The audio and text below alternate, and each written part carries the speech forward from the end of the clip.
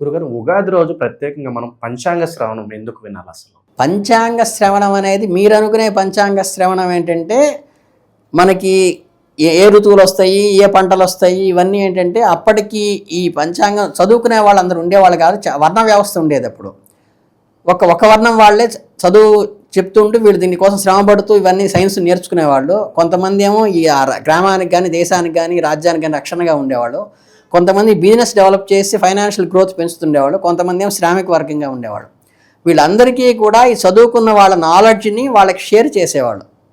అంటే మనకి ఏదైనా మనం చేసినప్పుడు కొత్తగా కనుగొన్నప్పుడు సైంటిస్టులు ఎలా చెప్తారో అలా ఈ సంవత్సరంలో ఏమేమి పంటలు బాగా పండుతాయి, ఏ పంటలు పండవు, ఎప్పుడు గ్రహణాలు ఉన్నాయి, ఎప్పుడు వర్షాలు పడతాయి, ఎప్పుడు వర్షాలు పడవు, ఇవన్నీ తెలియటం వల్ల ఆరోగ్యపరంగా కానీ, ఆర్థిక పరంగా కానీ, లేకపోతే వస్తు వినియోగంలో కానీ ఏర్పరచుకోవడానికి వీలవుతుంది. కాబట్టి అది మనం సాయంత్రం కానీ మధ్యాహ్నం కానీ చేస్తాం.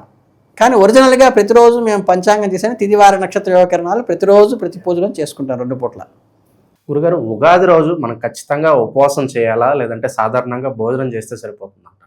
అసలు ఉగాదికి ఉపవాసానికి సంబంధమే లేదండి. పూర్వం అపరం 2 ఉంటాయి మాకు. అపరంలో మాత్రమే ఉపవసిస్తాం. పూర్వం అంటే శుభకార్యాలకు ఉపవసించడం, అపర కార్యాలకి చన్నీళ్ళ స్నానం చేస్తాం. ఇక్కడ వచ్చేసి వేడినీళ్ళే ఖచ్చితంగా, శుభకార్యాలన్నిటికీ ఖచ్చితంగా వేడినీళ్ళ వ్రతం కానీ, పుణ్యవచనం కానీ, లేకపోతే అభిషేకం కానీ, గృహప్రవేశం కానీ, అన్నప్రాసన, బారసాల, అక్షరాభ్యాసం అన్నిటికీ కూడా వేడినీళ్ళ స్నానమే చేయాలి. ఈ పూర్వం కాకుండా ధార్మిక విషయాల్లో ఉపవసించడం అనేది, ధార్మిక విషయాల్లో మీరు చన్నీళ్ళ స్నానం చేయడం ఉంది తప్పితే ఏ బండకి కూడా ఉపవాసాలు ఉండరాదు.